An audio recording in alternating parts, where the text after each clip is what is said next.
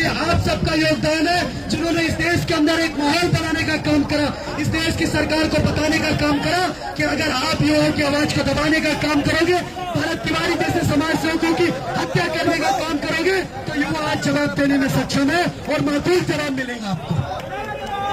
आज एक बात और कहना चाहता हूं, भरत तिवारी जब इस देश के अंदर ज्ञापन लेकर के डीएम के ऑफिस जाता है, ज्ञापन लेकर के बड़े बड़े नेताओं के यहाँ जाता है, बड़े बड़े मंत्रियों को यहाँ जाता है, बड़े बड़े अधिकारियों को यहाँ जाता है, तब किसी की नजर भरत तिवारी पर नहीं पड़ती।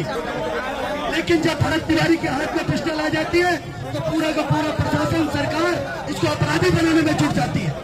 एक बात कान खोल करके इस देश की सरकार को और बिहार के सियासतदानों को समझना पड़ेगा।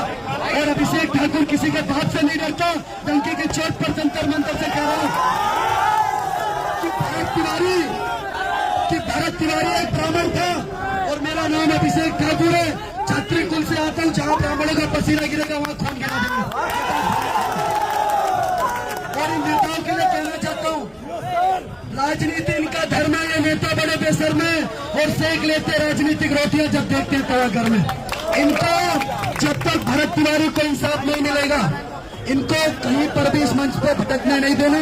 जैसा भी अध्यक्ष भाई ने कहा, इस मंच पर वही खड़े हैं जो भरत तिवारी के हत्यारों को फांसी की मांग करने का काम करे और जिसकी मां ने इतना दूध पिलाने का काम किया कि सम्राट चौधरी की आंखों में आके डाल के बोल सके कि तुम्हारी सरकार हत्यारी है, तुमने भरत तिवारी की हत्या करवाने का काम करा।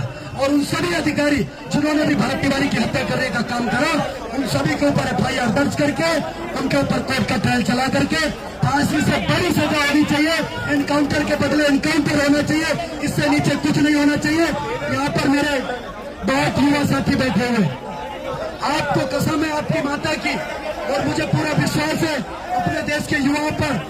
एक चीज कहना चाहता हूँ कि संघर्षों के साए में इतिहास हमारा पलता है। जिस ओर जमानी चलती है उस ओर जमाना चलता है। इस सरकार को छट्टी का दूध याद दिला देंगे, भरत तिवारी को इंसाफ दिला के